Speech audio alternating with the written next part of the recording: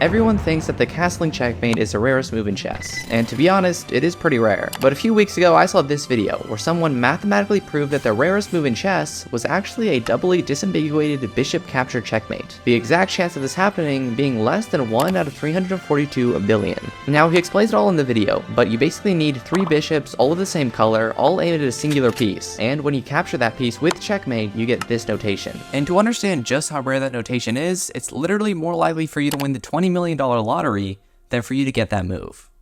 So that's pretty rare. So what would happen if an average human like myself were to try and get this checkmate in a normal game on chess.com? So to actually get this checkmate in a real game, instead of using normal methods that only involve a couple pieces, this checkmate requires a complicated 12-step process which you have to do all while your opponent is doing everything he can to stop you. And in the first game, things already weren't looking too good for me. I didn't even know where to start on this 12-step process, and I didn't even know how to count that high in the first place. My opponent literally just left the game. Okay, you see, in order to get this checkmate, you need 3 bishops of the same color. You need your opponent's piece on the correct square, but most importantly, your opponent still has to be playing the game. Unfortunately for me, people do enjoy resigning games a lot. But why though? I was thinking that this might be a big problem, but after just a few games, I played this match. The opening went pretty normal, and we were pretty much even in the middle game. It wasn't until the end game that I was able to call upon my inner Carl Magnuson and get a pawn to the last rank. Now all we have to do is promote these 3 pawns to bishops, and this checkmate may just be possible. There's 1 bishop, 2 bishops, and this is where I realized I had made 2 huge mistakes. First of all, I needed 3 bishops of the same color, not just 3 random bishops. And second, I needed to capture a piece for the checkmate. And with my opponent only having his king left, this was now impossible. This was slightly depressing, but at least my opponent had not resigned, which meant if I could find someone like him again, I would now be prepared and might actually be able to get the checkmate. I continued playing games literally all day and well into the night. This is a pretty cool time lapse, and this made me wonder, what am I doing with my life? So anyways, I kept playing, and as the games went by, I realized that I needed to come up with a plan, so that I wouldn't just be randomly moving around pieces every game. So I did some research and found this game from Reddit.com, where someone actually found the quickest way to get the doubly disambiguated bishop capture checkmate in only 12 moves. However, upon looking at the game, I realized that this was, well, impossible. First of all, white has to have a severe and continuous lapse in judgment and move out their king into danger. They also have to allow you to capture their bishop completely for free and not capture back ever. Then white has to allow you to capture their rook. Then they have to sacrifice their queen for absolutely no reason and trap their own king, allowing you to get this checkmate, which is the rarest move in chess. Now, anyone in their right mind would realize that this is impossible in a real game, and should not be attempted under any circumstance. So anyways, I started attempting this, or at least a version of this, where I would attack my opponent's king and hope to at least promote 1 pawn. But then I blundered all my pieces and was violated violently at high velocity. I was already beginning to wonder if this checkmate was even possible in a real game. That is until this game happened. We began the match pretty normally. I kind of tried the Reddit.com strategy, but since my opponent had an IQ above -19, he defended it pretty easily. I was only up a pawn going into the endgame and didn't really have much hope of anything here until my opponent blundered his queen. Now all I had to do was trade off our rooks, and since I had so many pawns, I could definitely promote 3 of them to bishops and would most likely get this checkmate. As long as my opponent didn't do something like resigning, everything would be fine. Don't resign, please. I am mentally unwell.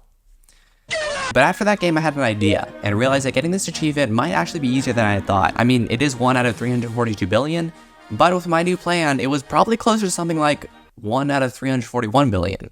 Anyways, I realized that I really just needed a game like that again. The only thing that needed fixing was this resigning problem, because in almost every single game, once I started winning, my opponents would either just leave the game or resign, making it impossible to get any sort of checkmate at all. Now the thing is that there's no real way to solve this problem, but there are 2 ways to make it less likely to happen. One solution is just going to the open challenges and playing low-rated people, since for some reason at the low rating, people just don't give up. And the other is, well, just asking for your opponent not to resign, which doesn't really work out too often. But this strategy of just playing low-rated people was actually working out really well, because in this game I was clearly winning and my opponent was still not resigning. We might have actually gotten the checkmate here if I just had more time. My opponent let me take his pawn on the A file, so I could have promoted to 3 dark squared bishops and taken this pawn here for checkmate. I was definitely making a lot of progress, but there was still one thing that was bothering me. Even if I could get 3 of the same colored bishops, how would I even get the enemy king into the correct position on the board to checkmate him? I thought that this could be an issue, but decided to worry about it later.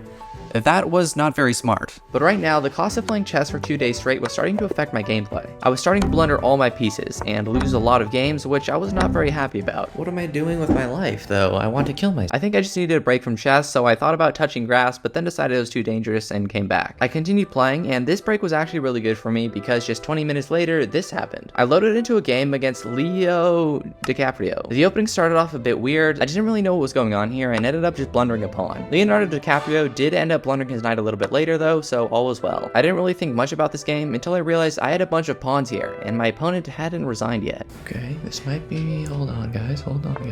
I had no idea what I even said there, but there was a problem. I had 2 light squared bishops and needed a 3rd one. Unfortunately, all my pawns could only promote on dark squares. So now I need to get rid of this pawn here and promote all 3 of these pawns to dark squared bishops. It would be possible, but I didn't know if I had enough time to do it. I promoted 1 bishop, only 2 more to go. I was able to remove my opponent's pawn. Hopefully he didn't resign. I promoted another bishop. There was just 1 more left, but time was running out. Finally, I had all the pieces. Now I just needed this pawn to move forward to a dark square and somehow trap the enemy king behind it. This pawn was not moving forward though, and I had no idea where to even put the enemy king.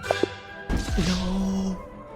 Yeah, remember when I said I would worry later about learning how to position this king for the checkmate? That was like a room temperature IQ moment. So after that game, I went into the analysis to actually learn how this is done. It took me a while to figure out, but I eventually found the correct configuration to get this checkmate. You need a rook and queen here to trap the king, and then 3 of the same colored bishops in this little triangle shape, where either of these 2 have to take this pawn to deliver the checkmate. This other bishop isn't really necessary, but you just need a piece to stop the king from going to this square here. And now that I knew what to do, I went back to playing games. And I could tell all this training was paying off, because in just a few games later, I found myself in this situation. I was up a lot of material, and we were in the endgame. All I had to do was trade off the major pieces, promote my pawns, and I might just get the checkmate here. Unfortunately, I did end up getting rid of one of my pawns, which was not smart. And another one of my pawns died to my opponent's knight. By the time I was able to promote a singular pawn, I had no more pieces left, and there was no way for me to get this checkmate. And this issue, which I thought would only happen once, came up again just a few games later. I was able to go up a lot of points in the endgame, and my opponent didn't resign. He did offer a draw though. I had more than enough pawns, but just like the game before, I lost one,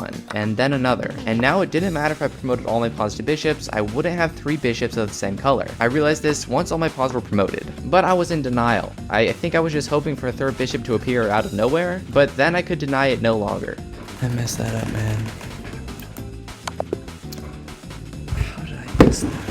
How did I mess that up? I had made so much progress from when I started earlier, but now this was the only thing that was stopping me from getting the checkmate. But there should be no problem stopping us from passing the official Lee Chess YouTube channel in subscribers, because we're literally so close, and I believe that we can beat them and get to 50,000 subscribers before they do. So if you guys want to say that you were here before 50k and help us beat the official Lee Chess company, go ahead and subscribe. But back to the video. I decided that to make things easier, I needed to look at an actual example of someone getting the doubly disambiguated bishop capture checkmate in a real game, so that I would at least have some idea of what strategy to use. And that's when I saw that Nikaru Hakamura had actually gotten this checkmate. He did play against someone who knew what he was trying to do, so they didn't resign. But during the game, he didn't really use any sacred strategies. He kind of just played normally and just had enough pawns to promote to enough bishops. So I realized I could just play normally. As long as I had enough pawns, I would always be able to get this checkmate, since I could just promote them all to the necessary pieces. It took me a while to find the right opponent, but once I did, this game happened. I just played my normal opening and ended up getting a winning position pretty early on. To add to this, almost all of my pawns were still alive, which meant I could promote to more than enough bishops for this checkmate. Or so I thought. I did end up promoting 3 of my pawns to light squared bishops, but I think you can see the problem here. My opponent's pawn, which I needed to capture for the checkmate, was on a dark square. So if I wanted this to work, I needed that pawn to move forward 1 square, meaning my pawn had to be captured by my opponent's king. This shouldn't be too hard to do. As long as I was careful and didn't accidentally checkmate him, everything would be fine. I accidentally checkmated him and everything was not fine. I wanted to resign from my life. Even though I was in the depths of depression, I still had come a long way. That last game, I completed almost all the necessary steps but failed at the end. If I can get an opponent like that again who would not resign, I believed that I could get the checkmate. And that's when I realized something that I should have seen when I first started this challenge.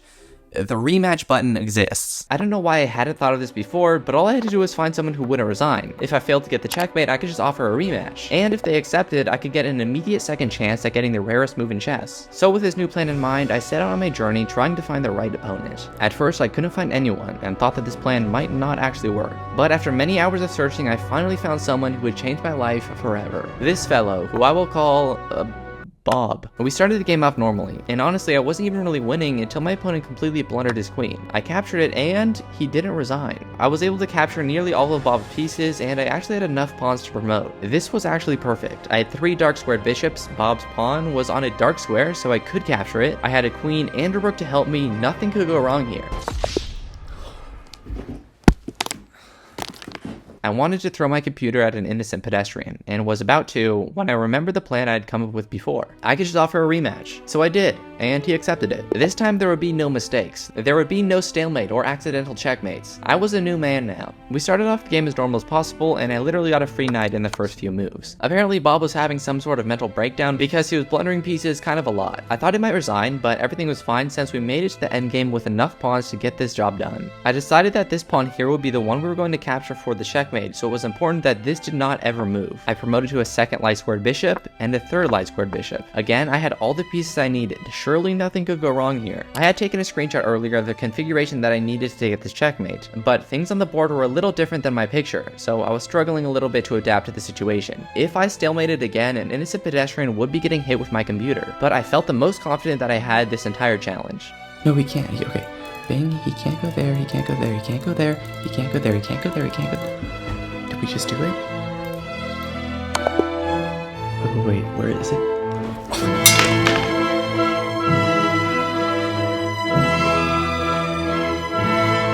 And finally, after days of my life wasted, at 1 a.m. in the morning, I'd finally gotten the rarest move in chess. Literally 1 in 342 billion, and I'd found a way to get it. I think I'm the second person ever to get that on chess. Oh my gosh, guys. My life is complete.